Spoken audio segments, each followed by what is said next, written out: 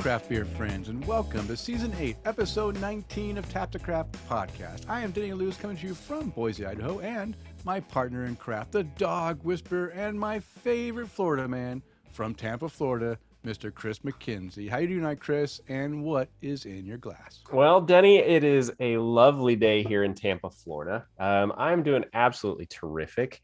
Good. A little tired, but I'm doing really good. And in my glass tonight, if I can kill the glare off my lights, I'm having a Cafe Deth. There we go. Okay. Kill the glare. Cafe Nice. Deth from Revolution Brewing out in Chicago, Illinois. And this beer has snuck up on me. I think this is the third can that I have. Megan brought me back a 4-pack when she was in Chicago a couple weeks ago. This beer is almost 15%. Mm-mm. And it Nice. sure does sneak up on you quick. But it is so good. So good at 14 and almost 15%. But thank goodness it comes in these little 12-ounce cans now, because it used to come in the big bombers. Yeah, 22 ounces is a little bit much, huh? Yeah, 12 is just right. So I'm really happy about that. But yeah, all things are good. Beer in my glass is great. What about you? How's your day going, and what's in your glass tonight? All right. Well, my day is going well. I mentioned to you earlier today that my weekend was anything but restful. Oh, that's right. I got to introduce my co-host Demo Denny over here. Demo Denny. That's right. So we got we've been planning to do this master remodel of our bathroom, and we've been, we have some people that we are going through for doing the custom shower and tile work and everything, and they were going to fit us in and give us a good discount, because pay cash and under the table type thing. I won't say who it is. So Big Brother's always watching. But the whole caveat is you have, they couldn't give us a planned time, so we knew it was going to be sometime in the beginning of the year, and I kept thinking, well, maybe it'll be closer to summer, and then we got a call Friday. It says, hey, I want to come over and look at the job and get an idea. And it comes over. Okay, so you'll be ready to demo this bathroom. You'll be ready to start Monday morning. I was like, oh, wow. I was hoping I'd have like 2 weekends to do it and not just do it all in 2 days, because it's a 125 square foot bathroom. Wow. And I gutted it completely. Removed down to the studs in 2 walls, where we have all the new plumbing going in and everything for our vanity and the whole shower thing. And so, yeah, let me tell you, I'm exhausted. I'm sore in every muscle like every ounce of muscle in my body. So for almost 53 years old, I put in some work this weekend. And I won't do it again. This is the last time I do. Oh, come on. You know what? You're going to do it when Haley calls you and goes, Dad, I want to demo my bathroom. No. Well, that's okay. Her bathroom is a postage stamp. It's not huge like this, but I mean, I took the floor because it had, vinyl flooring, Yeah. and I had to take the underlayment off Oh my to get to the gosh. subfloor. So all that in that entire space. It had fiberglass tub and shower, like two like a one piece, but it's a shower and then a tub that was attached to it. And I thought, oh yeah, I'll just take my saws out and go. No, it took me literally like 4 hours to cut this thing in, because it was so. I went through so many blades on my reciprocating saw that it was crazy. It was crazy, but I got it done. We had the plumber come in, and he did the plumbing before the tile guys came in, and so they came in and made a lot of noise today. I was working from home because I wanted to be here in case they had any questions, which they did. So I'm glad I was here. But my gosh, the noise with the nail gun for the underlayment for our tile floor, because we went from vinyl floor to tile now, so we got to put the backer board and whatever, cement backer board, and they're just like nailing that sucker in and sawing, and oh geez, it was crazy. But all that said and done, I'm here to tell you that I'm drinking this beer, Sockeye Cosmic Ice Frozen Fresh Hop IPA. And this is a new limited release that just came out last week. In fact, the date is I guess it came out. Looks like maybe it was packaged on 3/1, so a month ago, I guess. But I just I got it mean, last week. that's fresh in my world. That doesn't get much better than that. Yeah, that's pretty fresh. But you ask, what is a frozen hop IPA? Well, here's straight from the brewery's Facebook page when they introduced this beer. It's brewed with frozen fresh hops from Yakima Chief and fermented with Cosmic Punch yeast from Omega Yeast. Cosmic Ice IPA is it's fruity to start and so fresh on the finish. This limited seasonal will only be around till the spring ice melts. Hmm. So yeah, it's pretty good. I picked this up on Friday, and what's funny, I worked so hard this weekend, I didn't drink much because I was sweating so much. I was drinking like a lot of water and some and I never drink Gatorade because it's not really good for you. But Sarah went and got Gatorade just to help replenish some of my electrolytes. But I will say about electrolytes, I won a contest from Beer in Front podcast, and Dave was giving away some samples of this Hydronique hydration electrolyte powder packet. Okay. This one's elderberry, and basically it's got 1,000 milligrams of vitamin C, 400 milligrams of elderberry, which is good for you too, 60 milligrams of magnesium. Of course, your body is full of magnesium, and 10 milligrams of zinc because I think the zinc helps activate the magnesium. So I just got this today, and I was still feeling a little sore. So I went ahead and poured this into a 16-ounce glass of water and drank it. And you know what? I think it's providing me some extra pep to my step for this podcast. So thank you, Dave, for the Hydronique. I've already used one pack. I think I'll have another one for tomorrow morning's breakfast to get my day started and go to town. So that's that. Well, that's pretty good. I think that's pretty cool. And you know what? As I'm looking through our Facebook feed,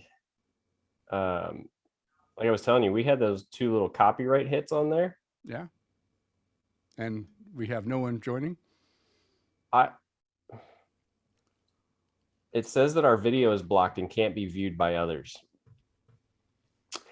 So what I'm gonna do is I'm gonna end this live stream on Facebook, and then I'm gonna jump back on there because it's freaking ridiculous. So I'm gonna delete that post. Yes, I'm going to delete it. Okay. And for all of our Twitter followers. Sorry. Yeah, I know. And you know what? We did this a couple weeks ago. Yeah, same thing happened last time. So let's fix that. Let's take out the music, I guess. But well, it's from Facebook though, right? Yeah, so that was the other thing, is that I was able to make a Eric Gronley is saying that Facebook is not able to be seen on Twitter. Wait, Facebook is not able to be I literally just killed it. Twitter is up.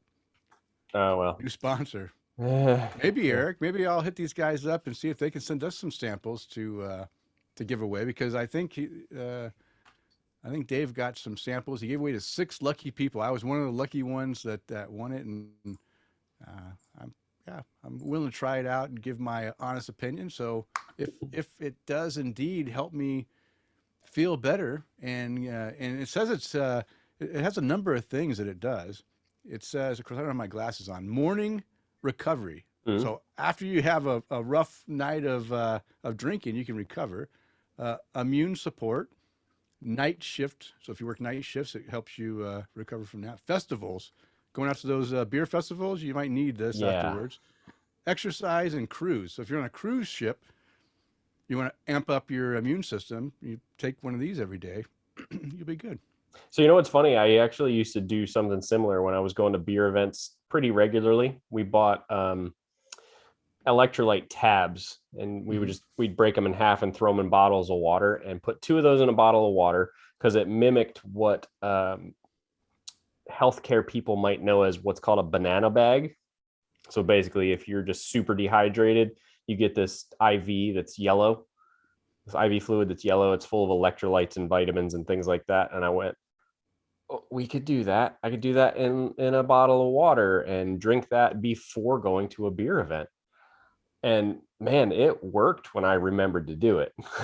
Mm. But by the way, we should be up and live again. Yeah, I just shared it again. Hopefully we'll get. But Eric, yeah, Eric is on Twitter. I'm glad that we had dual streaming here. Not that I can keep track of Twitter, but okay. So I guess we'll get started. I'll edit out this section for the audio viewers, so our audio listeners. So anyone that's watching us, which is Eric right now, is the only one. Lucky you, Eric. You get to see what no one else is seeing. Yeah, well, Eric, he just finished that Bourbon County stout. I think he was walking his dog, and I told it, look, I've done that too. Just go for a walk and put it in a B cup or put it in an insulated tumbler or something, and man, it works out real good. Nobody knows what you're drinking, and you're just enjoying a beer, sipping on it, and enjoying your time. Yeah. All right. Well, hey, let's get this show rolling. But before we get too far, we always want to let anyone new listening to the show know what Tap the Craft podcast is all about. We are an educational podcast focused around celebrating all things craft beer because we want to assist you, our listener, along in your craft beer journey and adventures. And you're listening to episode 201. We're recording on Monday, April 4th, 2022. And yes, we are now live on Facebook and also live on Twitter. So if you want to watch us make this show or just kind of spend a few minutes, maybe 10, 20 minutes just watching us on your Monday evening, join us on those platforms the Monday before the show releases at 6:30 Mountain Time, 8:30 Eastern Time. And in this episode, we will be discussing the German Rauchbier style. Rauchbier. Or as we call it, Rauchbier. Rauchbier style. Yeah. I'm getting my my German on here. Yeah. And just like every other topic that I usually bring, there's always a reason why I decide on some odd styles, because I revisited the style between our last show. And I really enjoyed the beer I had. And I mentioned it on Untapped, and we had a little conversation there, I think with Eric. I think was one of the ones that was writing in. And I thought, you know what? Here's something. I kind of started the German beer breakdowns of styles, and we kind of stopped because we got into hops and some other things. But I thought, I'm going to go ahead and do a couple more German beers, and then we'll get into maybe the Belgian beer thing. So I thought, why not do the Rauchbier? Because it's a polarizing experience. We've talked about smoked beers in the past, but this is a different way of. This is the authentic, smoked beer, and we're going to talk about the history behind it and some characteristics of the beer in the Brew Bus segment. So stick around for that, as well as Chris and I having some other great conversation along the way. And before we get into that conversation, Chris and I would like to thank all of our Patreon supporters, because this episode is brought to you in part by our satisfied Patreon supporters like Mike Allen, Bill Schlimmer, Amanda and Kevin Argauer, and Mike Blanchard, who are our virtual producers. And Tom Byrne, Jeff Seiler, Johan Halberg, Tara Carlson, Chadlin Massa, Mark Church, and Eric Groundley, who want to buy us a virtual beer. And if you enjoy the content we provide, we invite you to support the show by toasting your host or buying us a virtual beer or even becoming a virtual producer. You can explore the options on our support page by visiting patreon.com/tapthecraft. There we go.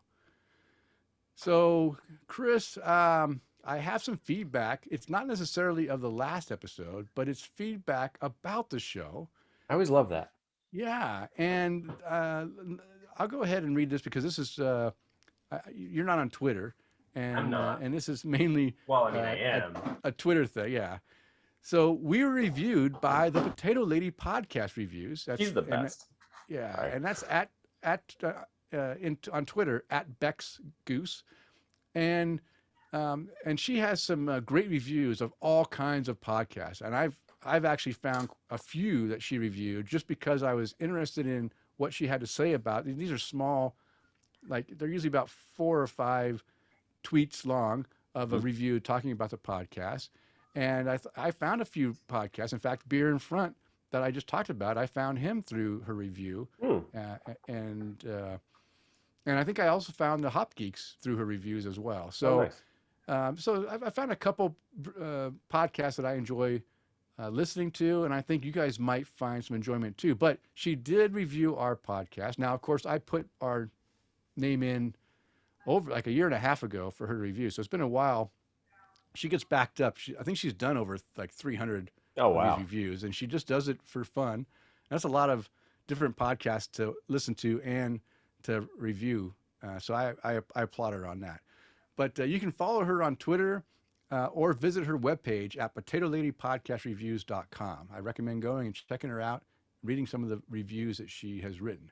But she reviewed the podcast uh, episode 164. That's the one we did. It's called All About Kvike. And I think that's a good one to do because I think she might have found this one. Cause I told her when I did the review thing, like just pick any episode, go through the list, find something that interests you, and listen to that one. I'm not going to tell you which one. You just find one, and she found this one, and it's a good one because it's not something common, right? Something you're going to learn about, and she likes to learn about things. So I think she did good on picking that one. Mhm. Now we got an award. We got an award. It's called Yes. Judge by Its Cover. So hey, we're judged by its cover. That's awesome. And here's the notes that she had to say. Pour yourself a cold one and settle back to listen and learn all about beer. Hosts Denny and Chris are beer connoisseurs who want to share their love for and knowledge about all things craft beer. The goal is to help listeners who are new to beer get their feet wet, but not in beer. Ew, icky. Ew, sticky. while while also appealing to more knowledgeable folks who are interested in exploring the subject. Each episode explores different topics, drinks, brands, and terminology. While the content is a bit esoteric, I still see a wide ranging appeal here. The hosts are affable and engaging, and they don't have an ounce of condescension in their tone. Their enthusiasm for the subject is apparent, and you can tell when you listen that they are simply enjoy being able to share their love of craft beer with others. They sometimes have guests on to discuss the topic, and they have people write in with different brews they've tried and rating them on a 5 cap scale. There's also a lot of history behind beer, and I learned a lot of fascinating facts. This is a chill podcast that goes down smooth, rating 19 out of 20 craft potatoes. And she broke Damn. yeah, and she broke down those craft potatoes with access to new listeners. This was our low score, 4 out of 5 potatoes. Again, that's the one thing that you always have to try to, you don't know if new listeners are going to like what you have to put out or if they're looking for something else. But Mhm. luckily, a lot of our listeners find us and they really appreciate it. But 4 is a good rating. And then the rest are 5. Audio is 5. Production is 5. Pacing and engagement is a 5 potato. So I really appreciate that review. And thank you, Bex, for doing that. If she's listening, maybe we got a new listener and she's enjoying the show as well. Listen, I mean, if we're going to get a rating, 19 out of 20 is pretty damn incredible. Yeah. I'll take 19 out of 20. Yeah, I'll take that. I'm good with that. And I love the name of her website, Potato Lady Podcast. Is she an Idaho lady? No. I forget where she lives at. She just moved too. I think she. I Oh, don't know if sorry, she we moved. scored. Uh, um, no, that's cool though. Well, thank you very much. Yeah. Okay. And we did have some other like episode 200. We had a lot of people that were commenting and stuff, but we'll just save we'll save those comments for the voicemail because we do have a couple of voicemails. So Chris, you ready to queue up Tom Burns' voicemail? I am. Make Let's sure I start click with on Tom his. Burns. See what he has to say.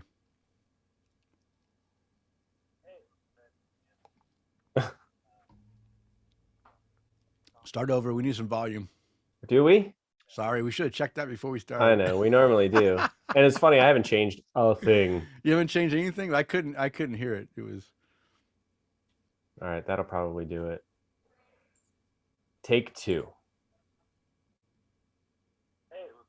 no more. Something's not right. It's not going through. I can't go anymore. Uh-oh. So what's changed since the last time you did it? Nothing.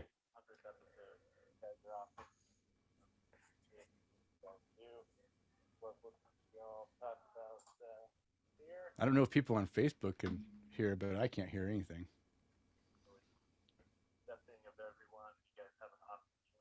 Eric said, crank it to 11.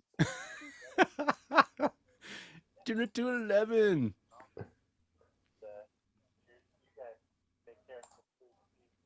I'll go to Okay, should I 11. go back to the old method of No, no? no, Oh, I'm not giving up figure it that out. easy. No. Okay. 'Cause, yeah, I mean, my sound's turned all the way up. I don't know where we can adjust from there because I haven't changed anything since the last time. So oh my gosh, where'd it go? I closed out my window that had, oh no, I didn't. We are experiencing technical difficulties. Please stand by. I can still go. I got it right here. I can go old school. Do you? All right, go old school then. Is Go it for ready it. to go? All right, do it. Okay. Hold on. Damn it. You said you were ready. Hey, let's try this again, fellas. This is your old buddy Tom Byrne calling. Just wanted to wish Denny and Chris an enjoyable 200th episode. You guys are awesome. Really appreciate everything you guys do. Love listening to y'all talk about beer. Always down to earth. Always really accepting of everyone. And you guys have an awesome community. Should be proud of everything you've put together. So, just wanted to congratulate y'all. And cheers to you guys. Take care. Hopefully we'll see you soon. All right. Well, we are proud of our community and what we've built, and thank you, Tom. We really appreciate that support. You were on. Tom was out of town, and I think he didn't realize that we were having that 200 so fast. So I'm glad when he got back into town, he was able to send us a voicemail. I really appreciate that. And it's funny because that was his second one. The first one he's got about 10 words in and it stopped. I think his something hung up or something. But Oh, really? yeah, but it worked out well. All right, so that was Tom Byrne. Next we have Robbie Sanders. He now he said he didn't. We don't have to play it on the air, but you know what? I'm not going to miss on playing voicemails if we can. So No. let's go ahead and listen to what Robbie has to say. Robbie, Yeah. Bobby. No, here, let me while you're trying to pull that up. I mean, let's see what happens on my end. Hey guys, Robbie Sanders. Is it loud enough? I just wanted to tell you that I finished listening to your Kinda podcast soft, just but- now.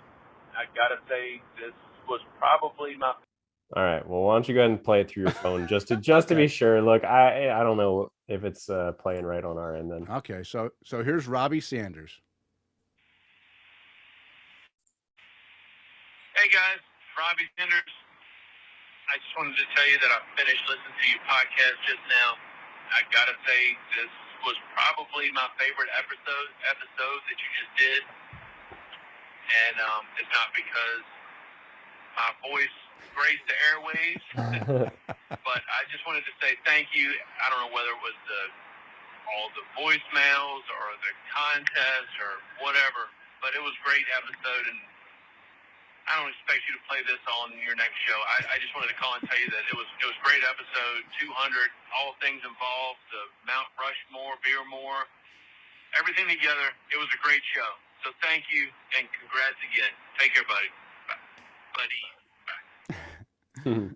All right. Well, thank you, Robbie. Yes, I will agree with you that I really enjoyed episode 200, and I enjoy it so much that I'm making Sarah listen to it, and she doesn't listen to the show. What? And she doesn't do anything with podcasts or anything, but every so often when we have an episode that I really enjoy, and I want her to hear it because I want her to understand that what I'm doing, the time I'm taking away from her to do this is worth it, right?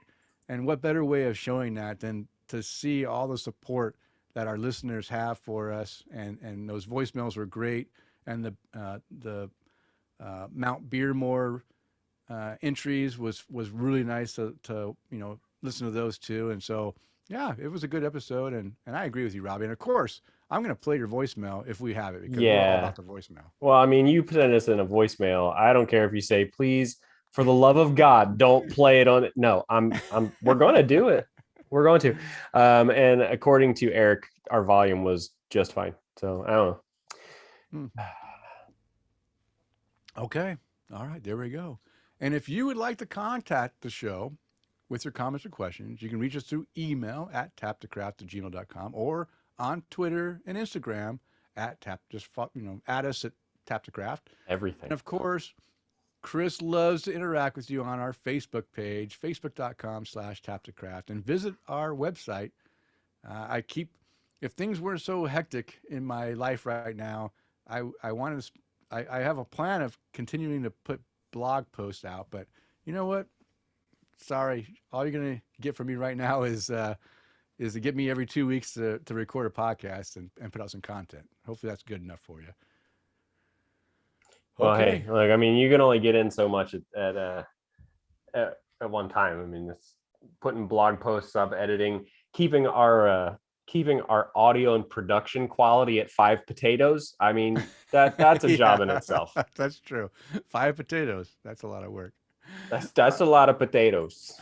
All right, Chris. Well, let's continue the conversation, because now it is time to untap the craft and see what our listeners are drinking according to Untapped. So this has got to be one of my favorite parts about doing this segment, Denny, especially when we're doing check-ins from Johann Halberg, who is I wouldn't say on the complete opposite side of the globe, but he's checking into things like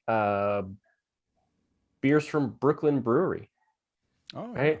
Actually, the first one he checked into that I wanted to read is called Beyond the Frame by Track Brewing. He gave it a 4.25 cap rating for it. No notes for it or anything like that, but he checked into a Brooklyn lager, which I thought was awesome. This one's going to piss you off though, Denny. Okay. Johann checked into a Nowadays by Allagash Brewing Company. One day. Yeah, I was at the beer store the other day and I started seeing it on my shelves too. And I was like, oh man, that's cool. I should maybe grab one. He's checking into them and flipping Sweden. But it is a blonde ale he checked into. Mike Allen is doing his usual check-ins. Ooh, I like this one. Winona's Big Brown Ale by Voodoo Brewing Company. A little thin, he said, but great roost and caramel notes. 4 cap rating for that one. Also checked into a Brain Cake by Parish Brewing. He's doing a lot of work at the Taco Mac. I'm glad to see that. Crisis Diverted by Schoolhouse Brewing. 3.75 caps for that one. Jeff Seiler is drinking a Trappist's Roquefort Triple Extra by Abbey Notre Dame St. Remy. Delicious Belgian triple. I would have hated this when I first started drinking craft beer. Now I absolutely love it. The human palate is a curious thing. 4.5 caps for that beer. Yeah, I'm with him on that one too, because I think I would have said the same thing. It probably would have sucked 5-6 years ago, and now I would drink it like crazy. Art Warchek is drinking a Mega, the Mad Villainy edition by Modest Man Brewing LLC at his favorite check-in, North Phil Harmstead. 4 cap rating for that one. Continuing his check-in streak for the 20,000th show in a row. I think we're still on that one. Is Chad Lamassa drinking an Only 90s Kids Will Get This by Pariah Brewing. Pariah Brewing they started out in the San Diego area, just opened a brewery in Baltimore, which, I mean, kind of not close to where your original place is. But Pariah, a good friend of mine, used to work for them when he lived in San Diego. And he said, well, Chad said, is definitely an artwork pickup. Lots of citrusy hops. Quite good. 4 cap rating for this beer. And I made a horrible mistake just a second ago, Denny, because I clicked on his picture just so I could share the photo with you guys because, you know, I'm with him, man. It's one of those things that only 9 of these kids will get. Hot Buster, and there's a Ninja Turtle in there. There's the you know, the instant messenger and rollerblades and stuff. The downside to what I just did, Denny, is that I may have restarted my Untapped. Oh no, I'm still there. Okay. Oh, nice. Next on the list is going to be Mr. Eric Gronley. He's drinking a Bourbon County Brand Stout 2021 by Goose Island Beer Company.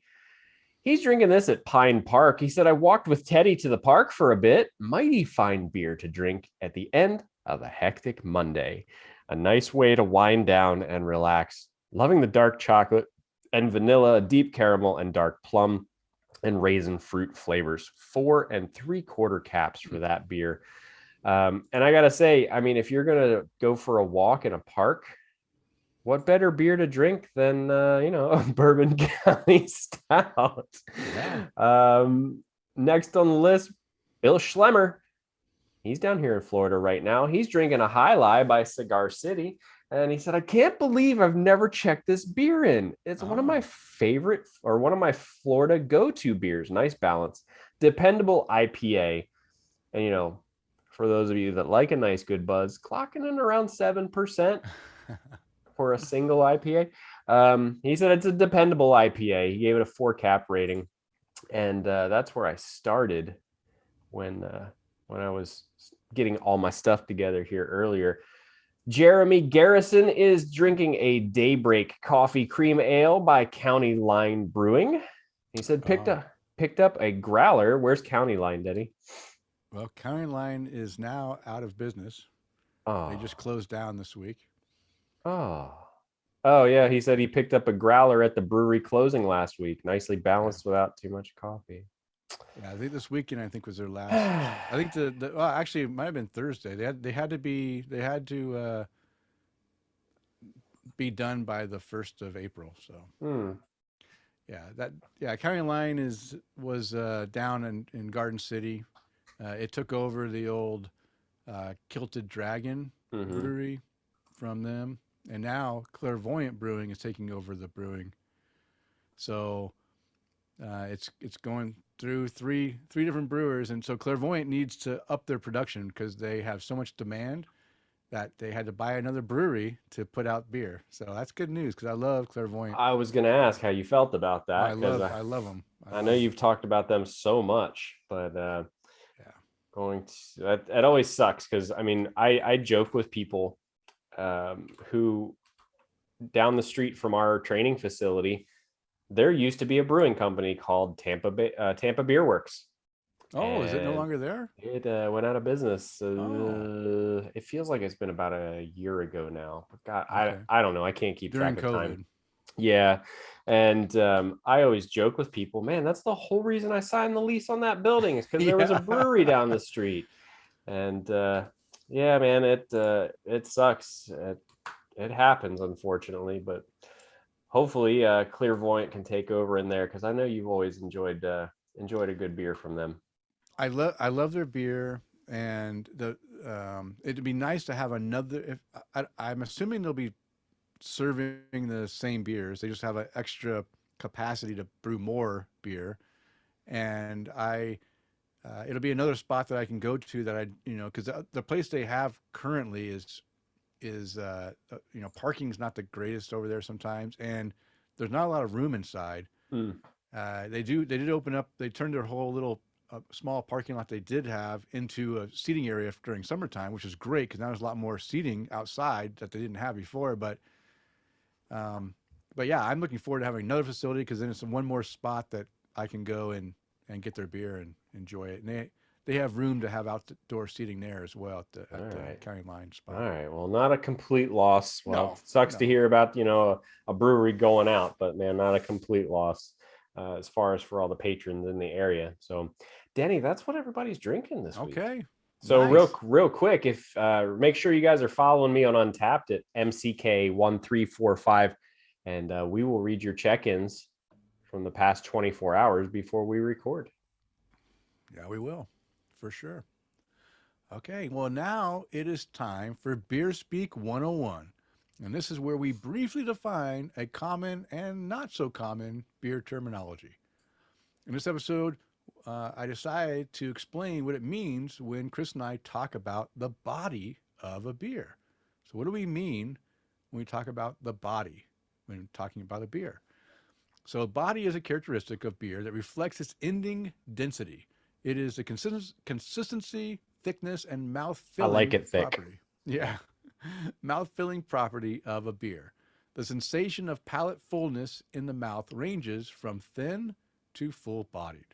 So there you go. That's what we mean by body. It's the characteristic how it reflects its density, how heavy or light, mouth filling it is. Denny, I have to ask you a question because I just realized something. Did you happen to see anybody come into my screen a second ago? Yeah, it was more than a second ago, but yeah. Somebody brought me cake. I didn't even see Whose it birthday happen. is it? Nobody's. Aria made cake. Just That was who came in. Aria Was it? came in and dropped it off. Yeah, she She's just the snuck best. right on the edge of the camera, and then you were looking around your shoulder like you heard something. So But I heard the door. Hang on, I don't want to like yell this into the mic. Hang on.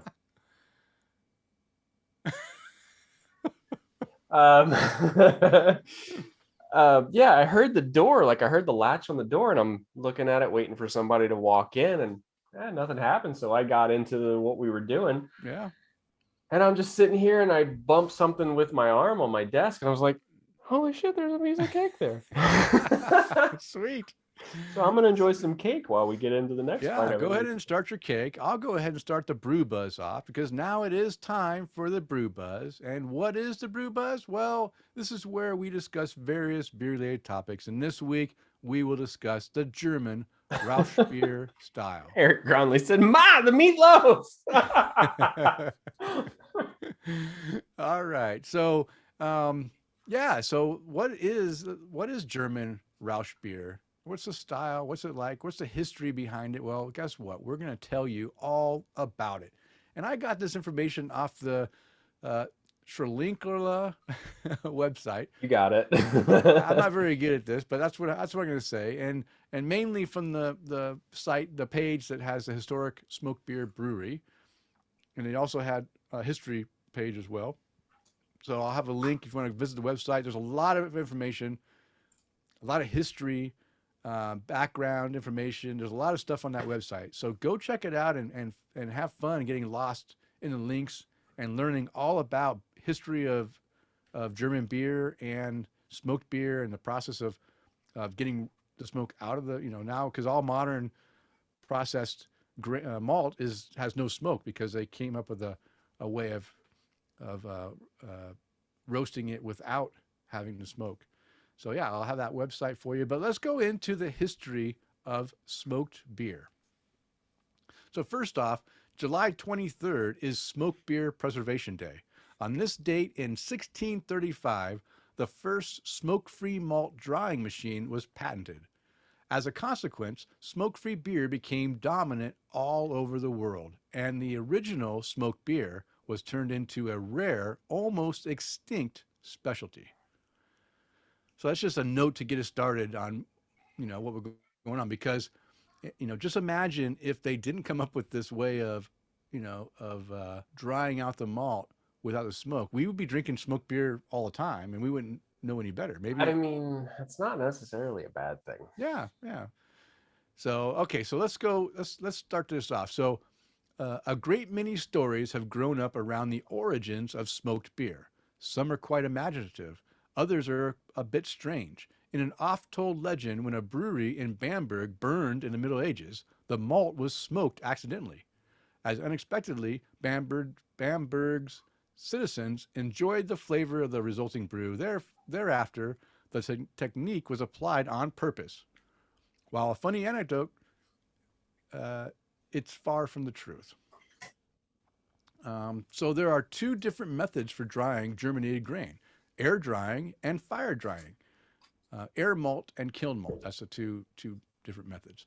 With fire drying, it was unavoidable that the smoke from the fire penetrated the malt and gave it a smoky aroma.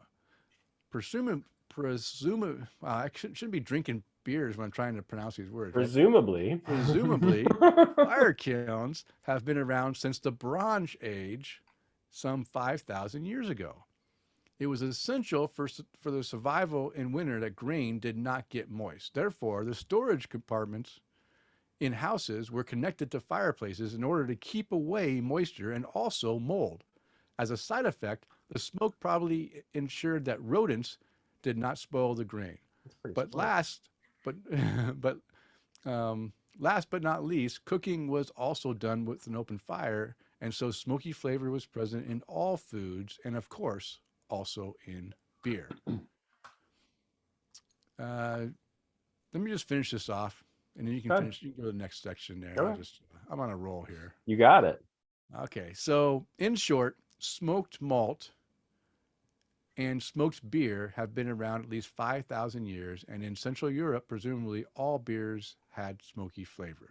For thousands of years, brewing technology had not changed considerably. But then, in the course of the Industrial Revolution in England, brewing, as all crafts, underwent enormous changes.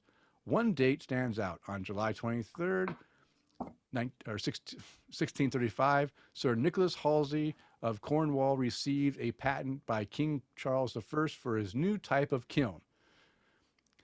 I kind of put this in kind of layman's terms, but I didn't know what some words were, so I just kept them the way they were because this was not spelt the way I would spell things. But I kind of fixed it. Here's a quote of the patent here: for the drying of malt and hops with sea coal, turf, or other fuel. I don't know if I said those right. Without touching of smoke, and very useful for baking, boiling, roasting, starging, and drying of linen, all at one and the same time, and with one fire. So that's the patent right there. I mean, it makes total sense to me. I mean, I don't know about you guys, but yeah. So that's what started the whole smoke-free beer scene. And then it says, suddenly it was possible to produce smoke-free malt in any climate and with any fuel. The latter fact made the new production method much more cost-effective than the traditional smoke kilns. For the smoke kilns, high-grade wood and good smoke aroma were and are still important. Subsequently, more patents on further improved kilns were issued, and since the new technique was cheaper and less of a fire hazard, it soon replaced the old smoke kilns in England. So there is a history of smoked beer, how it got smoked to begin with, and then what changed to remove the smoke from the beer and almost caused that old smoky beer to be gone by the wayside because nobody wants to drink smoked beer when they can drink clean beer. yeah. I mean, I could only imagine thinking about that. I mean, I remember going on camping trips with Boy Scouts and just just with family and stuff. And you always smell like a campfire. Everything I mean, like I remember everything. gloves and boots and socks, everything smelled like smoke. And, you know, if you're out in the woods for a long period of time, the smoke is great because it kills bacteria too. But yeah, I mean, I could only imagine just everything smelling like smoke. Yeah. Okay, Chris. So that was the history of smoke beer. Now, I have a little section here that's the history of Schlenkerla. Schlenkerla. Schlenkerla, whatever you said. Schlenkerla. Yeah, I mean, that's what I'm looking at it as. Okay. And then Schlenkerla. this one's for me, right? Yeah, go ahead. Okay. As you crack open another beer. Bamberg and smoke beer, the Germans call it Rauchbier, belong together, a liaison which was not without consequences. The greatest of which is I can't even do it right now. Schlenkerla, the most productive, most visited, and most traditional smoke beer source in Bamberg. It originates in the middle of the old town, directly underneath the mighty cathedral, from a half-timbered house on which the geraniums effusively grow in the summer. That's just a line and a half that I don't ever want to have to repeat. Anyone who did not come here and try the strong, unmistakable taste of original Schlenkerla schmoke beer in German, no, cannot claim to have been to Bamberg. Schlenkerla has become a magic word for a long time, but many do not know where this word originated. Its roots lie with the Frankish vernacular, in which Schlenkern is an expression for walking not straight, just as a drunken person does. Allegedly, one of the former brewers had a funny way of walking due to an accident, or maybe due to the beer, and so he was called the Schlenkerla, the little dangler. It sounds kind of dirty. I don't know where you got dirty from. Anyway, the ending, or the la, is the typical diminutive for the Frankish dialect. After a while, the residents of Bamberg also called the tavern Schlenkerla, and even though the 6th generation of brewers now taps the beer, the name has remained. Even in the phone book and the internet, you can find the brewery under the name Schlenkerla. Today, it stands for the tavern, the brewery, and most importantly, for the smoked beer. Yeah. So there's a little history of this brewery. I'll talk about some of the characteristics of Rauchbier. And so smoked beer from Schlenkerla is a dark, aromatic, bottom fermented beer with 13.5% original extract, which is the equivalent to an alcohol content of 5.1%. No doubt, there are stronger beers, but nevertheless, one should not underestimate. It can make you slinker quite a bit. Or slur your words. Its smoky flavor is achieved by exposing the malt to the intense aromatic smoke of burning beechwood logs at Schlenkerla maltings. After mixing it with premium class hops in the brew, it matures in 600-year-old cellars, deep down in the hills of Bamberg, into a mellow, magnificent tasting beer, best drunk directly in Schlenkerla. There you go. So there's the characteristics. All right, Chris. Now, where and how do you drink a Rauch beer if you want to do it, authentically? Authentically? Well, an original amongst the beers, even amongst the Bavarian beers. You can drink it at the Altlokal. Sure. At white scrubbed wooden tables. Covering them with a tablecloth would be a sin. And we don't want to be committing beer sins, especially when it comes to German beers. Underneath an old timber ceiling, even darker than the beer, you can drink it in the Klaus, a former monastery built in 1310, or you can drink it, in the inner court next to a 500-liter wooden keg. All this is in the Schlenkerla. Yes. Look, just that paragraph that I just read sounds like a vacation in itself. Yeah. Or an experience, at least. The connoisseur drinks it slowly with relish, but steadily and purposefully. He knows that the second Seedia, or half-liter, Seedla tastes better than the first, well, duh. And the third, even better than the second. Look, that's just common beer science. He drinks during the morning pint and during the afternoon break. He drinks it in the evenings, drinks it alone and with company, especially with company, as the Aecht Schlerlinka Rauchbier makes one talkative and exuberant. It brings together the local with the stranger, as it is common in Franconia to share your table with others. And there was a quote from this also. Eric Gronley said, "Tap the Craft listener trip to Germany." Sure, Eric, if you're buying, let's go.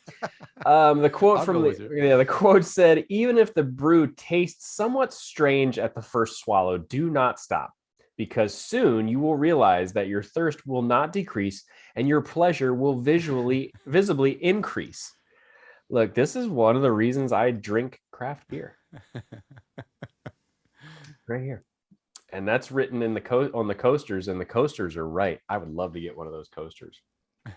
By the way, as it is almost the last traditionally made smoked beer in the world, Worldwide, there are only 2 producers left: Spetzel and Schlenkerla. Schlenkerla. There we go. You're Yeah. making me pronounce it I know. all funny. I'm bad. I'm bad. Okay. There you go. So if you really want to drink this authentically, that's what you have to do. And it sounds like a great time to me from all the traditional tables, the timbers in the cottages and the geraniums that are overflowing in the courtyard. It all sounds fantastic. So let's go drink some smoked beer. All right. So what is so special about Schlenkerla smoked beer? Schlenkerla is Schlenkerla. You Schlenkerla. picked the best words for episodes where we drink a little bit. Yeah, is a brewery and a malting operation. This was the standard configuration in brewing craft until the Industrial Revolution some 300 years ago. Today, only very few breweries malt themselves anymore. The malting technique at Schlenkerla. Schlenkerla is historic. Schlenkerla. I'll just smoked fill malt in. There you go. is kilned directly over an open wood fire. The smoke from the fire penetrates the malt and gives its unique smoky flavor. Until the invention of a modern malting systems in the 17th and 18th century, with the heat exchangers running on coal, oil, and gas, smoke kilns were the standard. As the new industrial form of malting was much more cost efficient, the smoke kilns everywhere were closed down. Not so at, Schlenkerla. and hence our smoked malting has centuries of continuous history. Schlenkerla. Rauchbier is one of the 2 last traditionally made smoked beers, whereas the smoky beers of modern craft breweries are made with industrially produced smoke-flavored malts. As of 2017, this is when they wrote this article, obviously, there are only 2 breweries left in the world. Schlenkerla. And Yeah. Spiel, Yeah, sure. whatever, of Bamberg, that have been malting and brewing Rauchbier the traditional way continuously. Schlenkerla. The historic smoked beer brewery, not only the malting is ancient, but all the relevant other elements of the production are as well. We brew in copper kettles using the old form of decoction mashing. Fermenting and lagering are still 2 separate steps in the brewing process.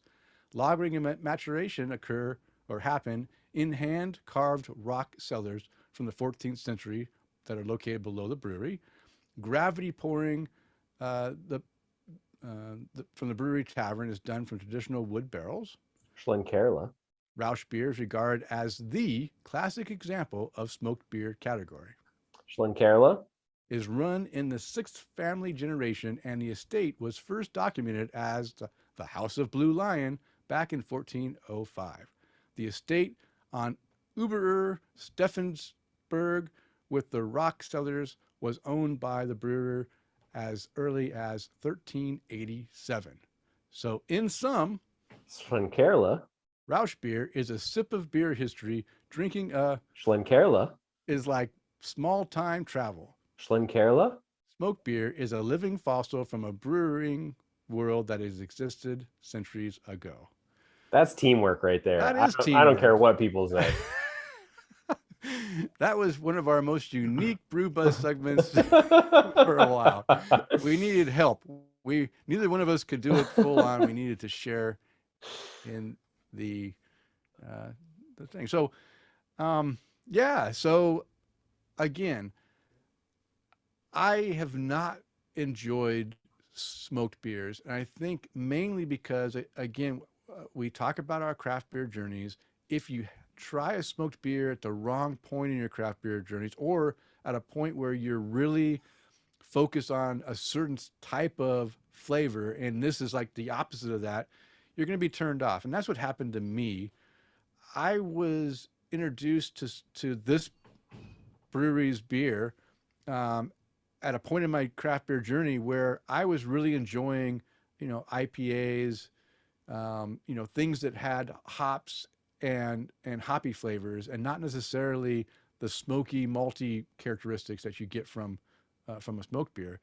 And I was just kind of turned off to it. So I kind of foo-fooed my nose to smoked beer. Now, after I had that experience, I had had other smoked beers that used a lot of like imitation smoke or did something with, with smoked wood that wasn't necessarily the best flavorful of it. Right. And again, it further got me into a point where I just don't like smoked beer. I think the turning point for me was basically Alaskan Amber's smoked porter. John and I did that on a show as a tasting notes, and I tell you what, I was really impressed with that beer, and it was one that I enjoyed. Now, am I going to be drinking smoked beers, you know, a bunch uh, in a row? No, no. No. But I think having one and enjoying that flavor and uh, and then going on to something else after that is enjoyable for me, and that's what I've got to at this point is that I don't necessarily turn away a smoked beer. Um, if I get one, if I taste it and it tastes like I'm drinking out of an ashtray, I'm not going to drink it. Yeah. Those are not the good ones, right? But if No. I get one that's like this type of smoked where you're smoking it with some kind of a nice aromatic wood, I really do enjoy it. And one of the beers I talked about during the Fresh Hop Festival was a beer that local brewery Bear Island Brewing does during the November December timeframe, and it's they use, or actually it's during Fresh Hop. They take the fresh hops and they put them in a Traeger grill, like a pellet grill, and they smoke it on cherry wood. They smoke the hops themselves with some cherry wood pellets, and they get this cherry wood smoked flavor in the hops, and then they put the hops into the beer, and some of that flavor carries into the beer. It's like an IPA, so it's like a hoppy IPA with a little bit of smoke in there. And I'll tell you what, I really enjoyed that beer. I was blown away that it was done really well. Now, not using traditional smoked malts, right? It was using a different way, but again, or smoke was introduced to a beer and provided a really enjoyable experience. And those are the kind of experiences I think that if you get the right beer, you can really enjoy it and not be turned away. And one more comment: when you mentioned that the second half is usually better than the first half, and I'll agree with that too. The strongest flavors in these smoked beers is when you first start drinking it, Oh right? yeah. You put your nose to that and you get that super strong smoke. But what happens is that your nose is taking in all that smoke, but then your aroma, but in your mouth kind of like actually kind of tones it down a little bit, and it's not as smoky once you're drinking it. And then as your whole body gets used to the smoke by the second half, and by the time the beer warms up too, I like smoked beers better when they're a little bit warmer. If you drink them cold, that smoke becomes more sharp in character, and it kind of can turn you away. So by the time you get to that second half of that beer, your nose and your mouth and your body has gotten adjusted to that smoky flavor, and it really is an enjoyable experience in the second half of the beer.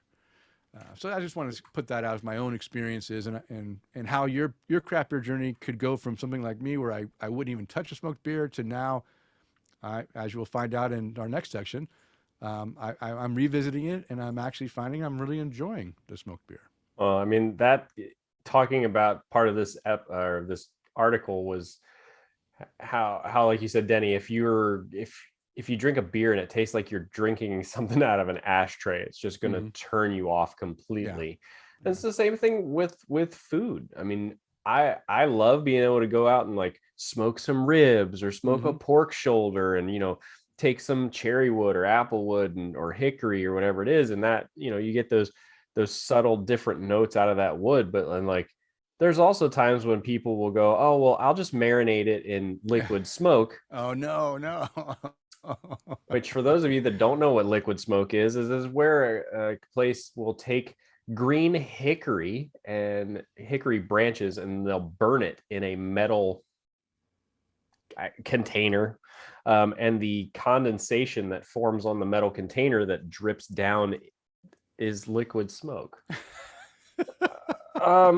So there, it's the quality thing, right? You want to make sure that it's a quality thing and it's not just somebody going, I mean, I can skip the 7-hour process of just making this meat delicious, and I can shake this stuff on the beer or in the Mhm. meat, and it tastes the same. Yeah, in some form or fashion, it does. There's still a smoky flavor to it, but it's definitely not the same. Yeah. And Eric Gronley also said that because of Oh. our Chris, you locked up. damn it, You're frozen. Your face looks. Oh, there you go. we're back. Eric Gronley also said, yeah, I'm not sticking out that long. Eric Gronley also said because of that article and that part, we just earned our extra potato. I don't know if it was that or the fact that we're going to have a meetup in Germany. Maybe that earned our extra potato. Yeah, I mean, by the way he said it, it sounded like he's paying too. I said, hey, if you're buying, and he goes, yeah, let's go. All right, better go renew my passport. My passport is ready to go. I'm ready to roll. Yeah, I know. I need to. I won't make Eric pay for everything. I'll help him. Although this bathroom's going to cost me a fortune, so I'll buy his beers. okay. All right. Well, hey, I hope you guys enjoyed that brew buzz, and Chris and I made it a little bit different and fun. Even though I'm watching his video frozen. Oh, there you go. You're back Again? Yeah, I don't know. You guys turn that YouTube down. Listen, I'm over here Totally trying to watch the hockey game too. Oh, okay. You're interrupting the production quality of the show. We're gonna lose a potato. We're gonna lose it. Look, we gained it back though with that segment, so we're even.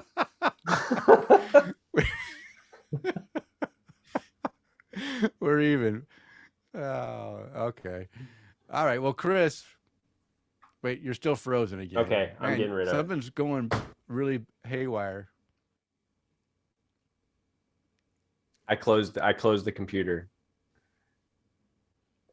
Tell me I'm back. Chris, are you still there? Your video, kinda. Someone's really taxing your internet. Okay. Well, that should go away. Like I told you, this was going to be a stress test for it. Tell the family to kill the YouTube. Look, I just got rid of the lightning game, Okay. so here we'll make sure it goes away for good. There you go. Okay, it's gone. Good. I see you popping up there. Okay. So you're sure you're back? Now you're frozen again. We're almost done, Chris. We almost made it to the end, and you were doing good. Now I can't even get you on at all. Maybe if I hold real still, you won't know I'm frozen. But anyway, can you see me? Yeah. Am I frozen? No, This is just you. it's just me. We're losing those potatoes now. I know. Damn. I don't know where to go because you're up next with all your new and noteworthy beers. But if no one can hear you. No one can hear wait. me. Well, nope. You were Okay. kind of back for a second, but you're gone again.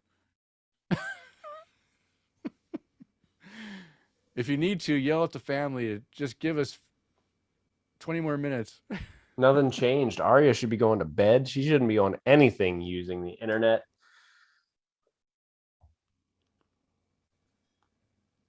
Actually, it's a great idea. That's a good time to drink a beer.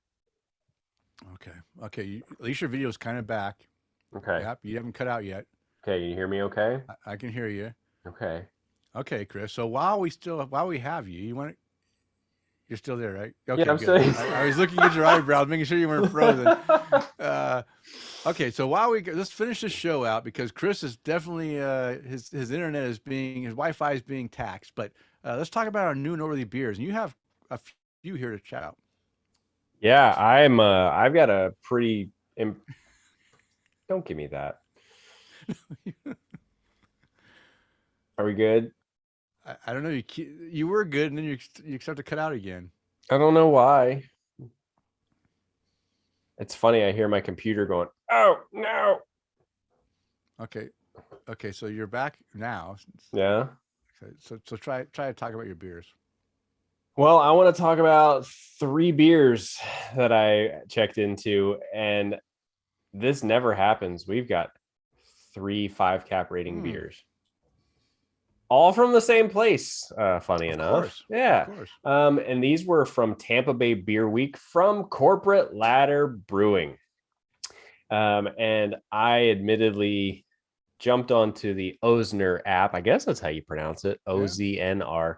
The Ozner app to buy these Beer Week beers a couple of weeks ago, all from Corporate Ladder. And these are all they're all supposed to be kind of sours, but they're also kind of pastry sours too. So they're a little on the sweeter side.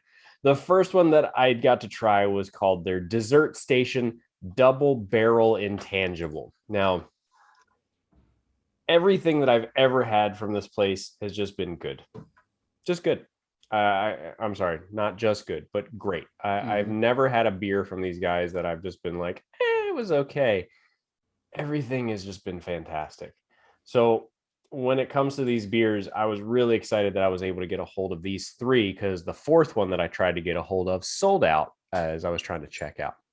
So Double Barrel Intangible. Intangible, the base beer is an orange creamsicle sour. So there's some vanilla, there's some orange, and then I'm trying to pull this information up because Untapped's being stupid right now. Double Barrel Intangible. It was aged in bourbon and rum barrels and then conditioned on tangerine and vanilla beans. It was dessert in a glass, Denny. It was like something that you could drink for breakfast, because it was definitely a little thick with some fruit in there, but some sweetness, some bourbon, some rum, some barrel. I mean, I can't really say too much more about it. It was an incredible beer. And I was so happy I was able to get a hold of this one. And I'm basically going to be repeating myself as I'm reading these two. Then the next one on the list, this one out of the three was my favorite. Again, from Corporate Ladder Brewing here in Florida, the Dessert Station Rum Barrel Aged Bananas Foster. Now, I don't know how you feel about Bananas Foster, Denny. I'm not a big meringue fan, so I'm okay. No meringue in Bananas Foster. So Bananas Foster is you melt butter and brown sugar in a pan, and you cook some bananas in it, pour some rum, light it on fire, and then usually you pour it over ice cream. Oh, I like that then. That sounds. You're thinking of Baked Alaskan.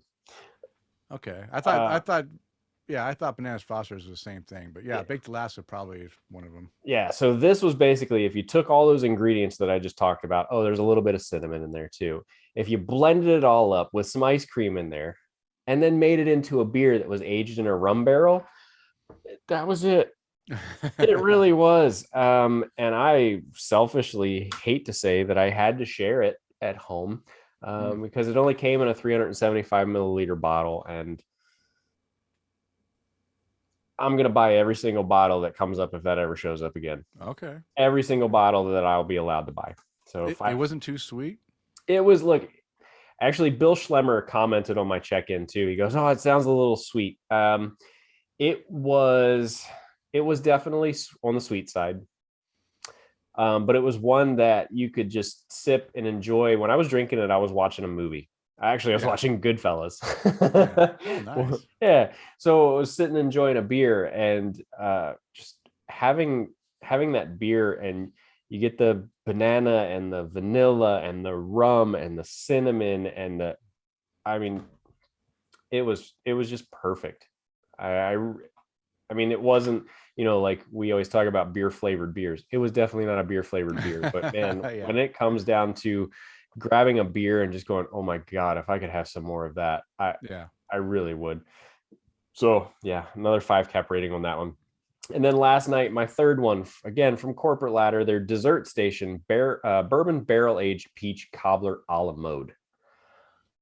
Peaches is my favorite flavor. Yeah, you love peaches, yeah. And it is, and again, it was a little bringing up the term of this episode, the mouthfeel.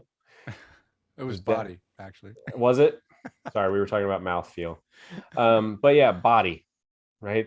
It was definitely a little heavy, right? It was very thick as far as kind of having that fruit puree to it.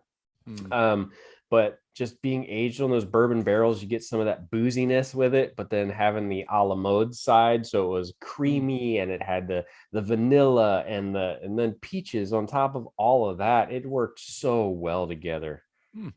I mean, I couldn't have asked for it. Those were the only 3 beers that I got a hold of during Tampa Beer Week, which is normally the first week in March. And man, I'm glad I went for those. Definitely glad I went for those. All right. Nice. Denny, let's hear about some of your new and noteworthy beers. Yeah, I've only got 2, and I've already talked about one of them. So I'll talk about the one I haven't talked about yet, but I kind of made mention of it, and it's from our favorite German smoked beer brewery. You mean Schlenkerla? Yeah, the Rauchbier, Aecht Schlenkerla Rauchbier, and this is their Märzen style. And I think, I think Eric and I were having a conversation, and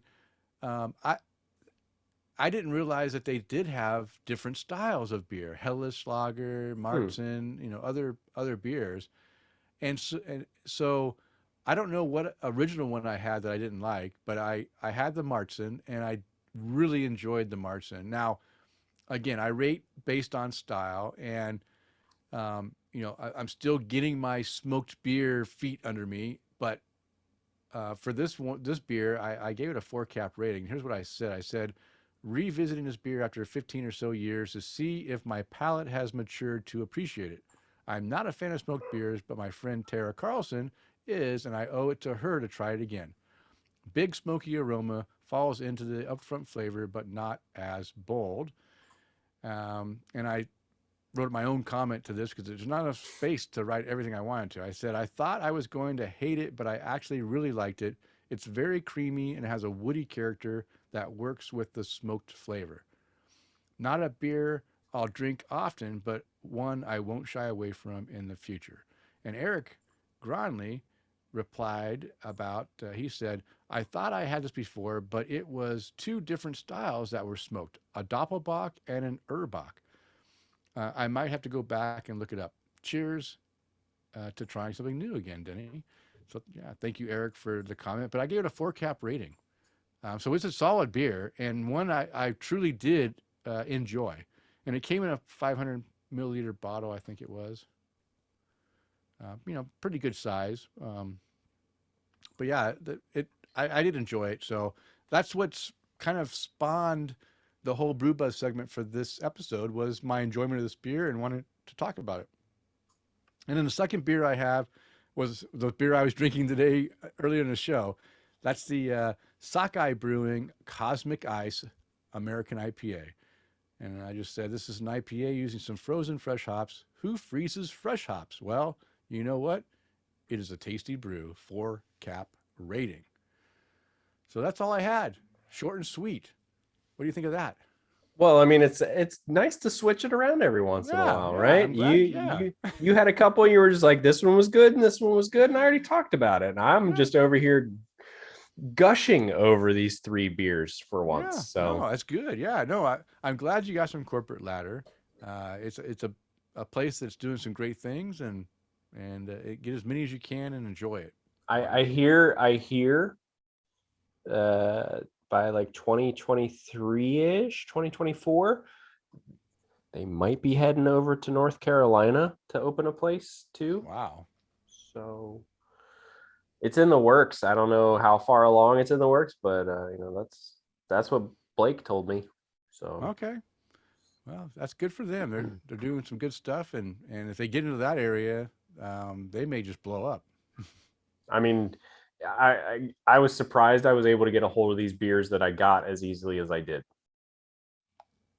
So I don't know. We'll have to see. But we have an inside. You have an inside connection. Doesn't matter. No, I don't pull that card. Listen. So I was there picking up some other beers, probably a week, maybe 7 to 10 days before Tampa Beer Week happened.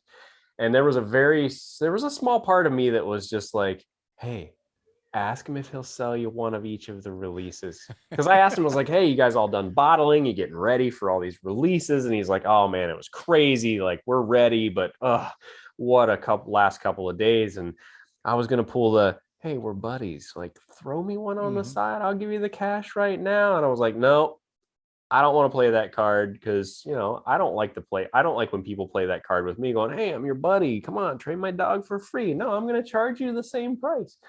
So, you know, I like to do it just like everybody else. Okay. All right. Good for you. Good for you.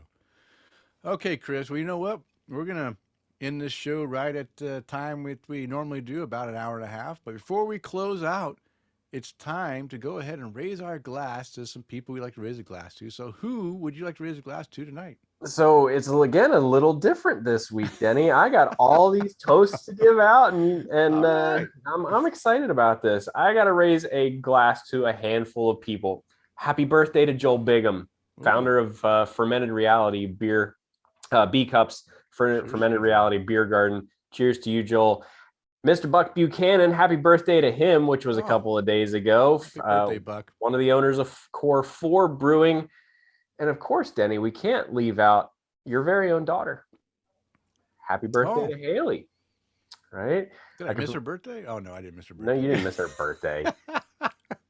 And then I also got to raise a huge thank you to my friends Adam and Martha Hedetnimi in Maryland for helping me secure a taproom only release beer from Heavy Seas in Baltimore. I was able to order my beer, and then they have picked it up for me, and they are going to ship it to my house. So, Oh, cheers to you guys. Adam has been one of my good friends since like kindergarten. So, wow. yeah.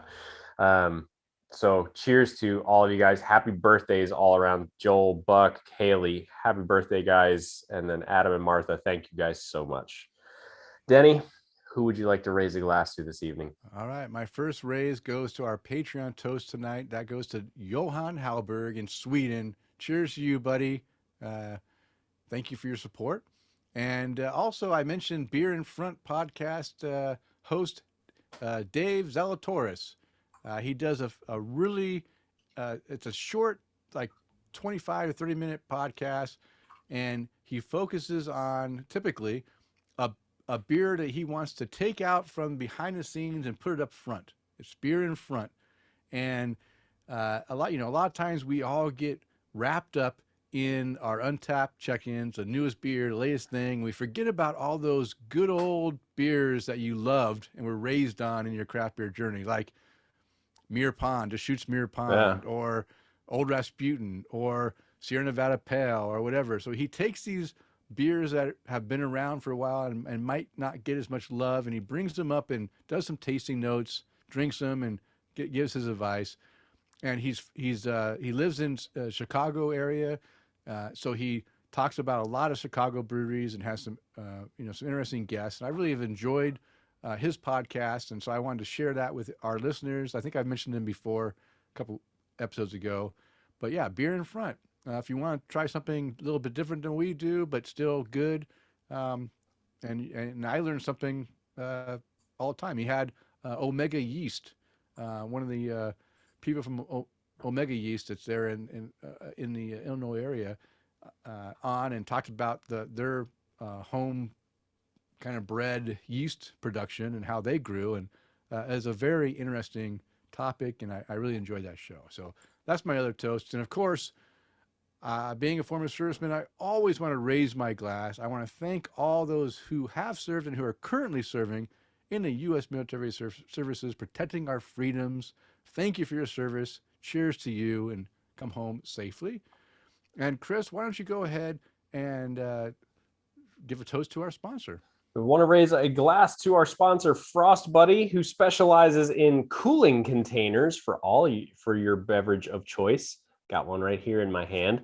Frost Buddy has the Universal Buddy 2.0, which is what this is, which is the world's first universal can cooler for 12-ounce cans, slim cans, bottles, and even 16-ounce cans, and even more stuff. I'm amazed what I find fits in those things. Frost Buddy also has the world's first universal wine cooler, 24-ounce stainless steel mugs, and even stainless steel dog bowls. Visit their website at frostbuddy.com. Okay. You can find the beers and the links to the articles mentioned in the show notes located on the show post at taptocraft.com.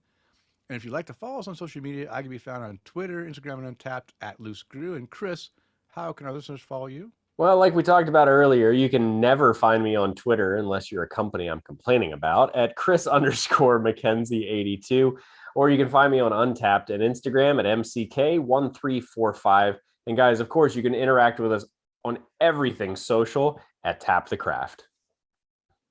Yes. And one thing before I forget, I wanted to mention that our folks that like to watch us live, our next episode that's supposed to be scheduled for April 18th, Monday, April 18th, will be delayed one day to April 19th at 8:30 Eastern time. And the reason being is I have some friends coming in to town. They're passing through, and they're passing through on the 18th. And Sarah and I are going to get together and spend some time with them that evening. So my apologies for not having our normal time, but we'll make it up the next day.